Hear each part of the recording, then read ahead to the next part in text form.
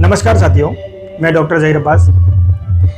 मैं पिछले कई समय से एनसीडीज़ पर काम कर रहा हूं। दोस्तों, आपको एक बात बता देता हूं, मैं एनसीडीज़ पर मैं काम इसलिए कर रहा हूं क्योंकि एनसीडीज़ हमारे देश में तेज़ी से बढ़ रही है। एनसीडीज़ से मरने वालों का आंकड़ा हमारे देश में तेज़ी से बढ़ रहा है। दोस्तों, जो WHO ने हर व्यक्ति की जो औसत आयु 73 ईयर बताई गई है, उस आयु को भी लोग प्राप्त नहीं कर रहे हैं क्योंकि लोग दिन प्रतिदिन लापरवाह होते जा रहे हैं और वेस्टर्न कल्चर को अपनाते हैं और हमारे देश के जो हिंदुस्तानी ट्रेडिशनल कल्चर है उसको लोग भूलते जा रहे हैं। दोस्तों, एक छोटा सा उदाहरण मैं बताता हूँ आपको एनसीडीज़ के अंदर डायबिटीज़ का। दोस्तों, अगर लैंसेट की रिपोर्ट माने, लैंसेट की रिपोर्ट अपन मानते हैं तो आप खुद देख सकते हैं, लैंसेट की रिपोर्ट के अनुसार भारत में 10.1 करोड़ लोग 10.1 करोड़ लोग डायबिटीज मेलाइटस से ग्रसित हैं और 13.5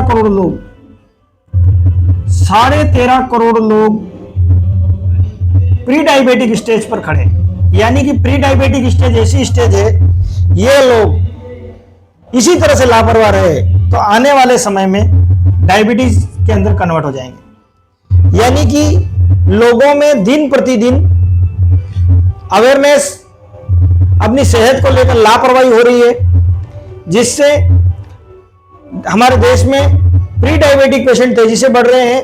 और यही प्री डायबिटिक, क्योंकि प्री डायबिटिक स्टेज में किसी व्यक्ति को पता नहीं चलता है कि उसके शरीर में डायबिटीज पनप रहा है, लेकिन यही कंडीशन अगर 10-15 सालों तक चलती रही तो आने वाले समय में व्यक्ति डायबिटीज मेलाइटस टाइप 2 का पेशेंट हो जाता है।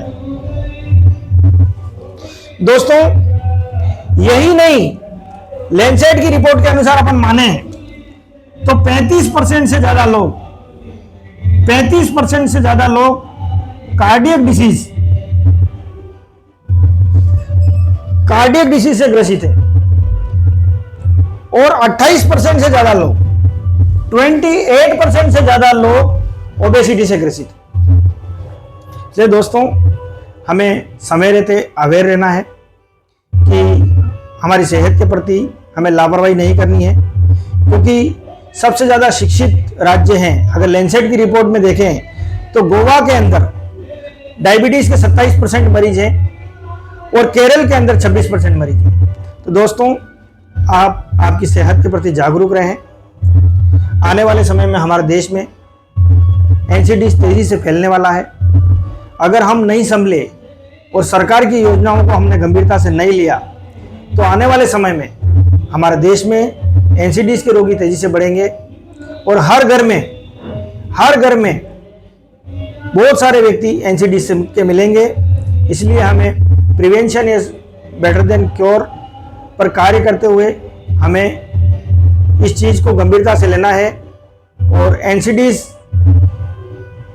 आने वाले समय में ना हो, इसके लिए हमारे खान पान और हमारे रहन सहन पर हमें ध्यान देना है। जय हिंद, जय भारत।